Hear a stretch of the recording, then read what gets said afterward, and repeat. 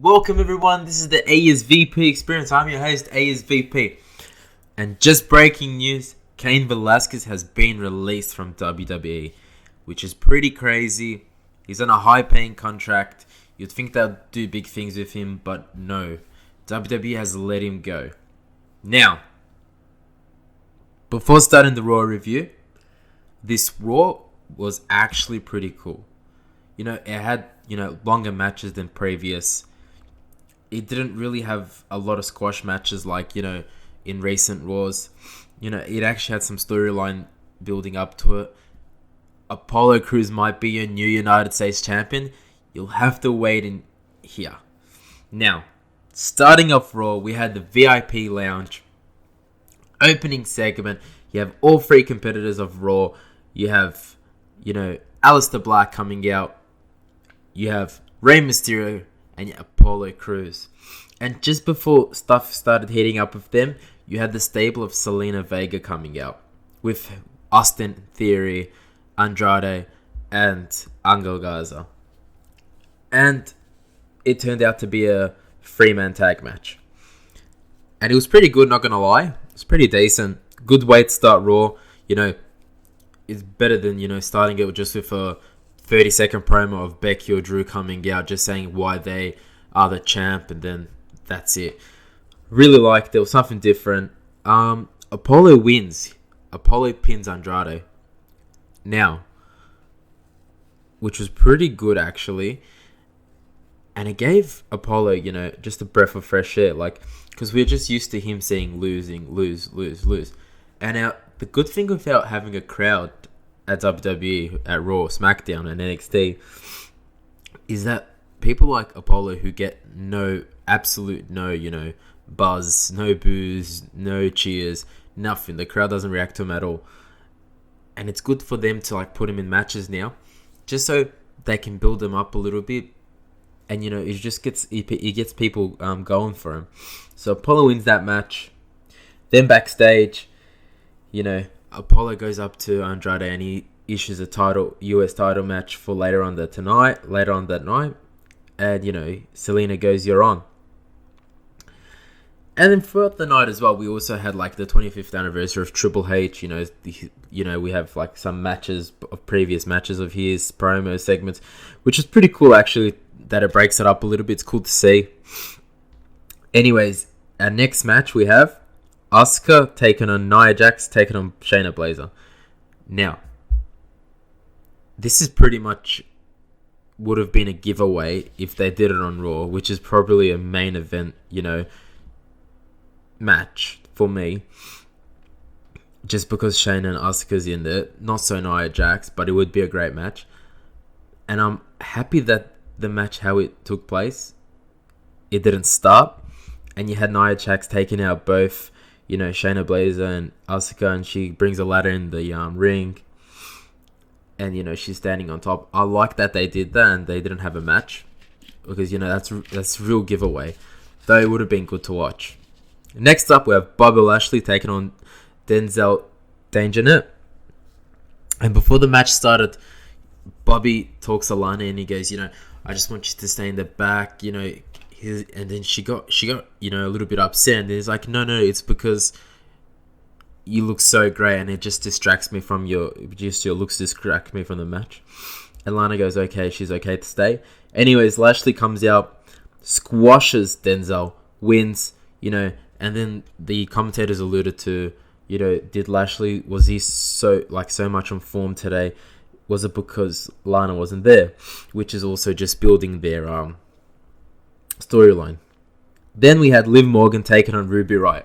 So last week we had this match. And then this week we have this match again. Short match. Liv wins. And they actually did a little bit of a promo at the end. And I was saying, this is the start of Liv's new, persona that she came out with. And I really liked it because I really think Liv should be pushed. Because she's great in ring. She's got a character to her. A lot of the women wrestlers or superstars, they actually don't have character to them. Ruby does as well. She has character. But Liv does as well. She's got a good gimmick on her. I'd like to see her going through. So that's pretty good. Then we had the Viking Raiders cut a promo. And by God, so much better than seeing them last week in a car eating chicken trying to be funny. I'm so happy, they came out. They did a good promo. It was great. They, said to take on Street Profits next week. Now, I don't know if it was for the titles or for not the titles. It wasn't really clear. I believe it's not for the titles because, for the titles you would want that to be at least at Money in the Bank in 12 days. Then we had Akira Tozawa taking on the return of Jinder Mahal. Now, Jinder Mahal's back, He looks meaner than ever. No Singh brothers, which is, I reckon he doesn't really need the Singh brothers because I reckon he can be a pure heel, Even down the line, you might have a 3MB reunion with Jinder taking on, Drew with Heath on Drew's side. You never know. That would be cool to see. Though, Jinder gets the win tonight. It's good. It was his return. Akira Tozawa again gets another pin on Raw. It looks like all he does is just eat pins. But yeah, it was pretty good. Jinder comes back. Mad. Then we had a, backstage segment again. And Angel Garza gives Charlie Caruso a rose. Setting up like a little romance thing there, which is pretty good. Then we had Andrade taking on Apollo for the US title. Now, honestly, it was actually a good match. And if there was a crowd at this match, at the end of the match, I reckon the crowd would have been rooting for Apollo. It was pretty good, They had, it just proves, Andrade, he can actually work with a lot of people and he can get stuff done. Because, if you look at his past opponents, especially in NXT, he's pretty good. For a guy who doesn't even need to cut one of the best promos, doesn't know that good English, he still does pretty good.